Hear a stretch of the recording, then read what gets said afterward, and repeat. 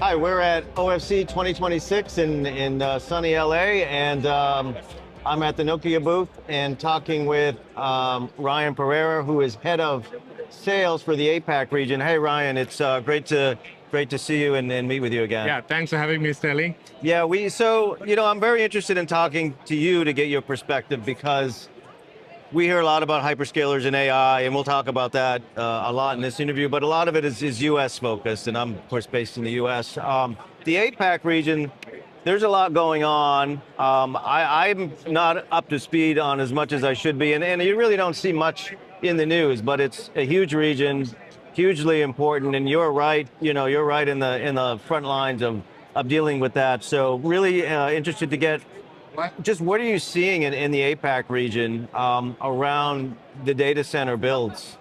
Yeah, absolutely. So there's a lot going on in data center space in APAC. In fact, in the past 18 months, the data center capacities in APAC have doubled.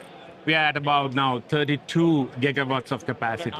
But once you take into account the fact that APAC is the home for more than, 60% of the global population and half of the global GDP, we still have quite a bit of growth ahead of us.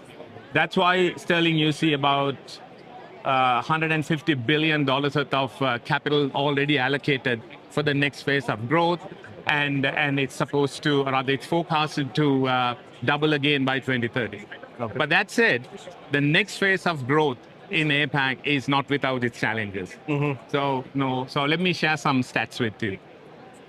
When you look at APAC in tier 1 cities, the average operational capacity of data centers is only between 30 to 50 megawatts. So we are a region of a lot of mid-sized data centers. Right. Now that ain't gonna change anytime soon.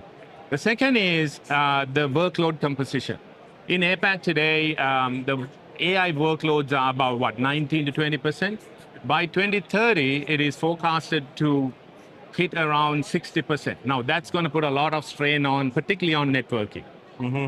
And then the other thing is APAC, we have 51 different countries. This is what I was thinking as you were talking, yeah. Correct. So there's no shortage of geopolitics, competing regulatory needs and sovereign ambitions.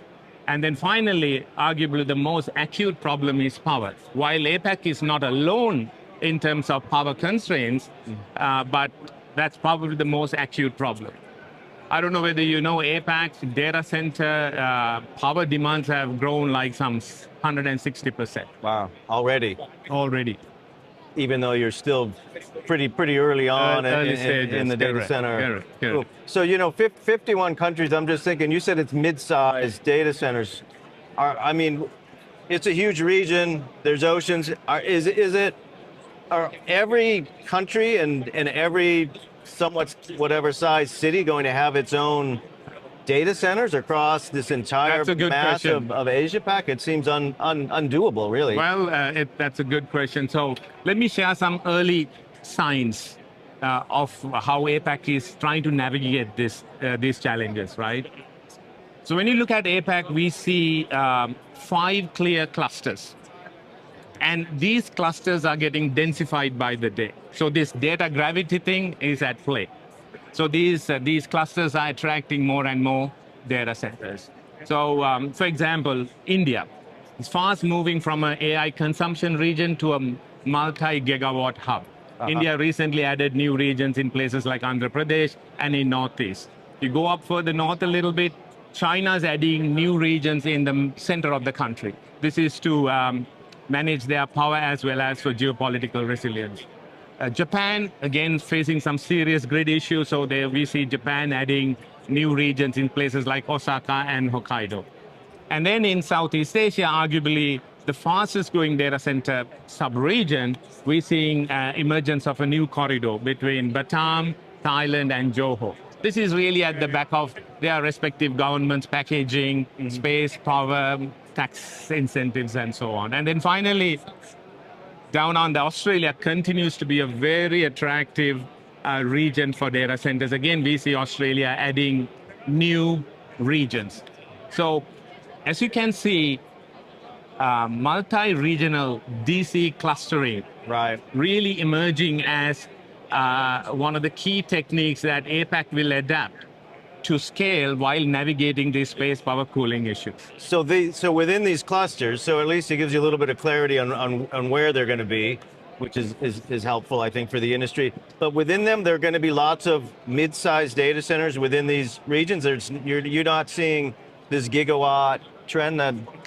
Okay, so majority will be mid-size, but we are seeing again announcements of data centers in their multi-hundreds and a couple of gigawatt campuses as well. Okay.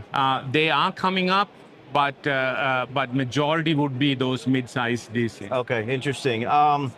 Connectivity is what I look at, is what Nokia does. Scale across is one of the three buzzwords of OFC buzzword bingo, which I think is scale up, scale out, and scale across.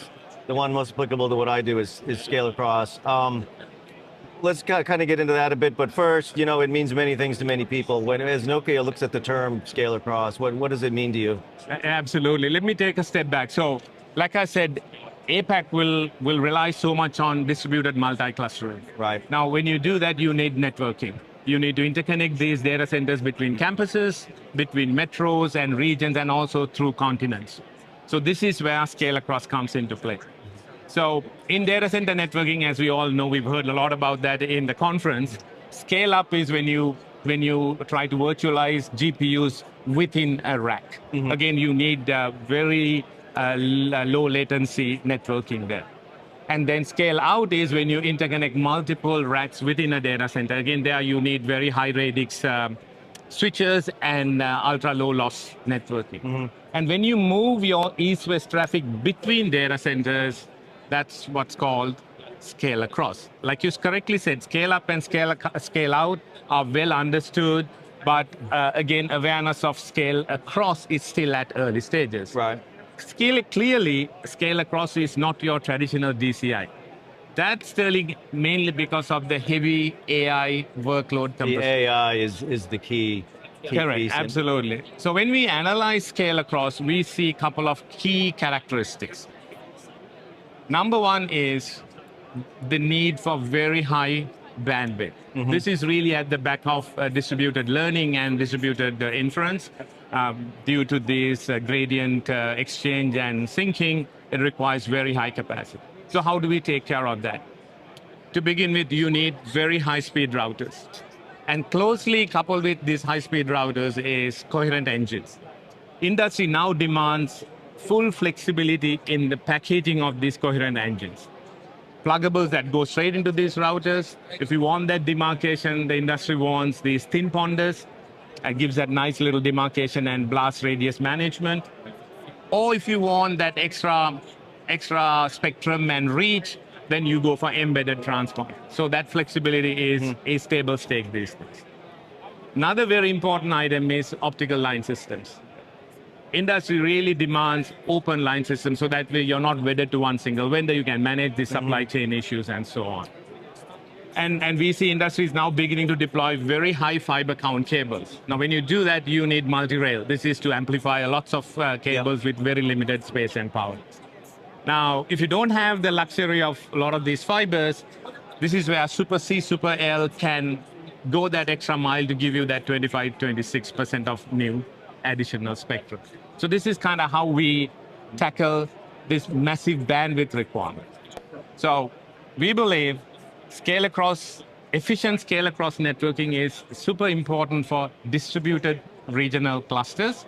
And as we talked about earlier on, distributed DC clusters would be foundational for APAC's next journey in data center networks. Yeah, how long, just very, very last question before we close out, but I'm just curious, since you're in the region, that process, how long do you think that's going to take place over? We're already seeing multiple scale across networks are being built. Mm-hmm. These days it's not surprising to see multi-petabyte RFPs coming in. This is happening. Again, we believe this is scale across networking requirement is not just confined to hyperscalers. Sure. We're seeing neoscalers, model scalers, telcos. They're all embracing the need for distributed clustering. Sure. Yeah, a lot going on. Always a fascinating region for me, and obviously something I should start Yeah, paying more we look attention forward to seeing you in the region soon. Yes, I'd love to get out there. All right, thanks. right. Great catching up, Ryan. Thank you, Stanley.